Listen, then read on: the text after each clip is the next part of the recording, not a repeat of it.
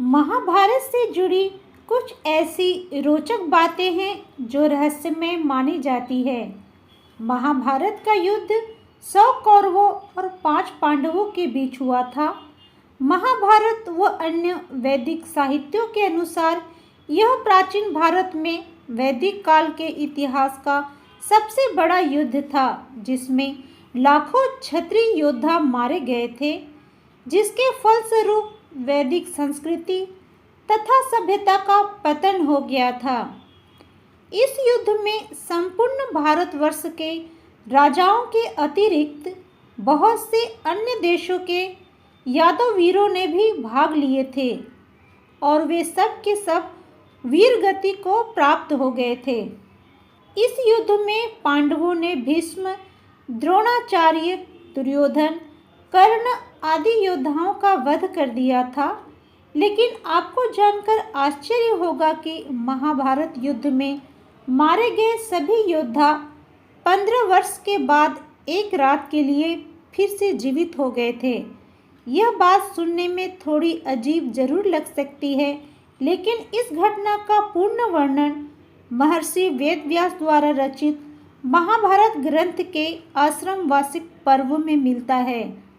तो चलिए हम आपको इस घटना के बारे में बताते हैं, पर आगे बढ़ने से पहले मैं आपसे अनुरोध करूंगी, यदि आप इस चैनल पे पहली बार आए हैं या अभी तक आपने इस चैनल को सब्सक्राइब नहीं किया है तो प्लीज़ मेरे चैनल को सब्सक्राइब ज़रूर कर ले।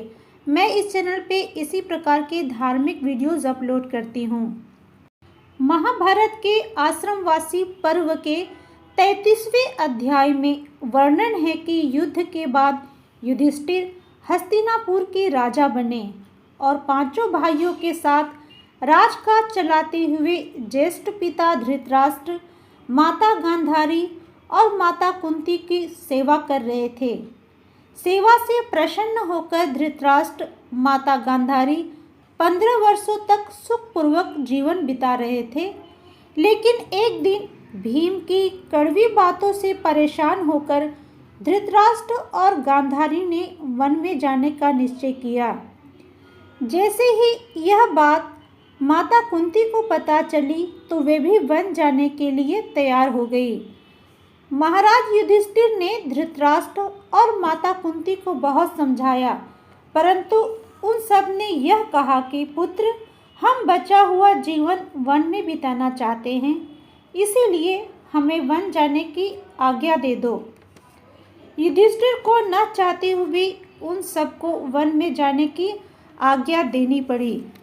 अगले दिन धृतराष्ट्र, माता गांधारी, माता कुंती, विदुर और संजय तपस्या करने के लिए वन को चले गए। इसी बीच पांडवों की देखरेख में हस्तिनापुर की प्रजा प्रसन्न थी। जब से राजा धृतराष्ट्र वन को गए थे, तब से पांडव लोग सदैव दुखी रहते थे। उन्हें माँ कुंती और वृद्ध राजा का वियोग सदैव कष्ट देता रहता था। एक दिन सहदेव की सहन शक्ति जवाब दे गई। उन्होंने धर्मराज के पास जाकर माता कुंती से मिलने की इच्छा प्रकट की। दूसरे दिन पांडव द्रौपदी को साथ लेकर वन के लिए निकले। जैसे ही यह बात हस्तिनापुर के निवासियों को पता चली तो वे निवासी भी उनके साथ हो गए। इनके साथ उन योद्धाओं की विधवाएं भी थी जिनके पति महाभारत युद्ध में मारे गए थे। धृतराष्ट्र, गांधारी और माता कुंती अपने पुत्रों और परिजनों को देखकर बहुत प्रसन्न हुए।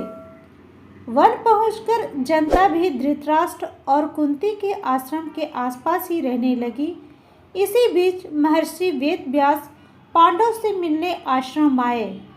तब धृतराष्ट्र ने महर्षि वेदव्यास से कहा, भगवान, आप जैसे महान पुरुषों के समागम से मेरा जीवन सफल हो गया है, परंतु मेरे भगवान, मेरे पापात्मा पुत्रों की क्या गति हुई होगी। तब गांधारी ने व्यास जी से अपने मृत पुत्रों से भेंट करा देने की प्रार्थना की। पांडव सहित हस्तिनापुर के निवासियों को, परिजनों को शोक में डूबा देखकर व्यास जी ने कहा कि आप लोग वीरगति को प्राप्त परिजनों के लिए शोक न करें। वे सभी स्वर्ग या फिर दूसरे लोकों में सुखी हैं। व्यास जी की इन बातों का असर लोगों पर नहीं हुआ। इस पर महर्षि ने कहा, आज रात मैं आप सबको आपके परिजनों से मिलाऊंगा। आश्रम गंगा तट पर था। सूर्यास्त होने से पहले महर्षि वेदव्यास सभी को लेकर गंगा तट पर पहुँचे।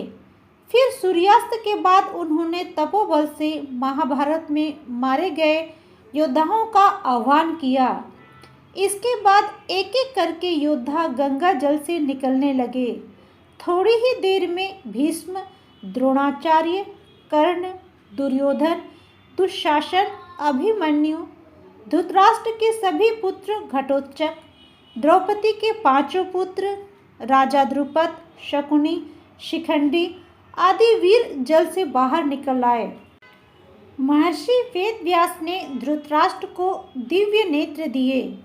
मृत परिजनों को सामने खड़ा देख पांडव समेत हस्तिनापुर के सभी निवासी प्रसन्न हो गए। फिर सभी ने अपने परिजनों से बात की। तब विश्वास हुआ कि उनके परिजन मृत्युलोक के सभी कष्टों से मुक्ति पाकर अपने अपने लोकों में सुखी से रह रहे हैं। इसके बाद सभी के मन में शोक समाप्त हो गया। एक रात की मुलाकात के बाद मारे गए योद्धा एक एक कर गंगा जल में डुबकी लगाकर गायब होने लगे। इस प्रकार वेदव्यास ने महाभारत युद्ध में मरे गए सभी योद्धाओं को एक रात के लिए जीवित कराया था। दोस्तों, महाभारत से जुड़ी ये जानकारी आपको कैसी लगी? क्या आप इसे पहले से जानते थे?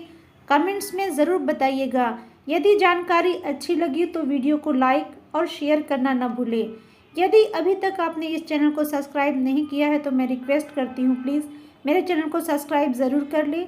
सब्सक्राइब करने के बाद नोटिफिकेशन बेल को ऑल पे सेट कर दें ताकि वीडियो से जुड़ी सारी जानकारी आपको समय समय पर मिलते रहे। तो मिलते हैं नए वीडियो में, तब तक के लिए जय श्री कृष्णा।